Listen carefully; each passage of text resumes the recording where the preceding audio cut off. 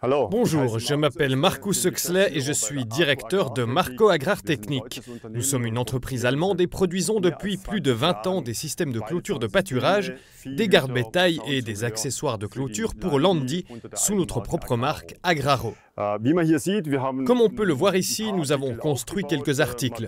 Tout d'abord, le domaine des appareils. Il semble vaste, mais il est relativement simple.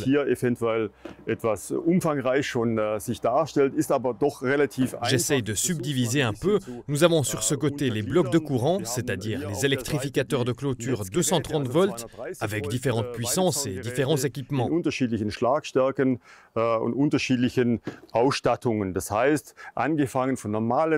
Cela va des lampes clignotantes normales aux affichages numériques. Si les blocs de courant ne peuvent pas être utilisés parce qu'il n'y a pas d'alimentation 230 volts, le client a la possibilité d'opter soit pour des appareils sur batterie de 12 volts, soit pour des appareils sur batterie de 9 volts, ou même pour des appareils solaires plus récents et très populaires.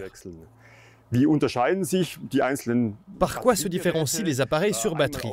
D'une part par la puissance, d'autre part par l'alimentation électrique. Cela implique une batterie de 12 volts pour les appareils de 12 volts, une batterie de 9 volts pour les appareils de 9 volts, et ensuite pour les appareils solaires, un système complet intégré, composé d'un module solaire et de la batterie de 12 volts. Le module charge toujours la batterie.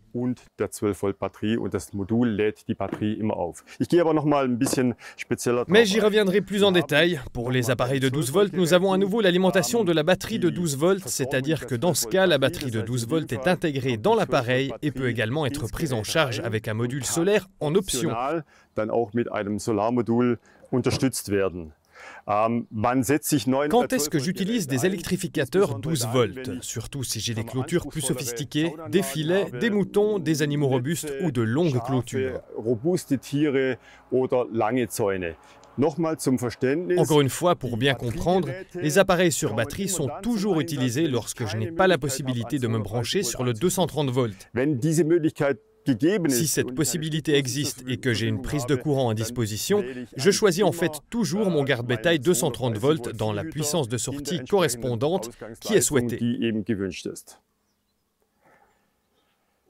Si ce n'est pas le cas, je répète, pour les appareils sur batterie, je dois choisir entre les systèmes 12 volts, les systèmes 9 volts ou cette combinaison solaire. Les appareils 12 volts sont plus puissants que les appareils 9 volts et doivent être considérés comme des blocs de courant. La grande différence est la batterie. Pour les appareils de 12 volts, j'ai une batterie rechargeable de 12 volts, alors que pour les appareils de 9 volts, j'ai ce qu'on appelle une batterie sèche de 9 volts.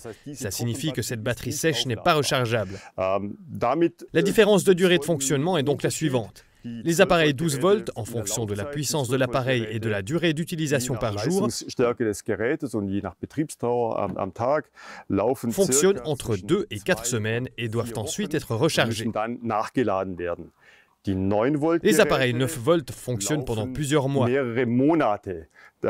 Il existe plusieurs capacités de sortie. Nous avons maintenant ici une batterie de 175 ampères-heure, c'est-à-dire la plus grande batterie, et c'est elle qui fonctionne également le plus longtemps.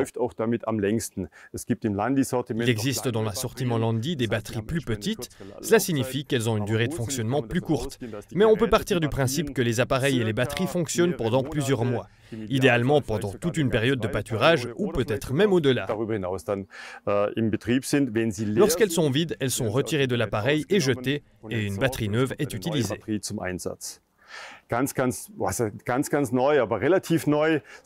Les appareils solaires sont tout à fait nouveaux ou relativement récents et présentent le grand avantage que chaque client dispose d'un système rechargeable et que l'électricité est en fait fournie par le soleil.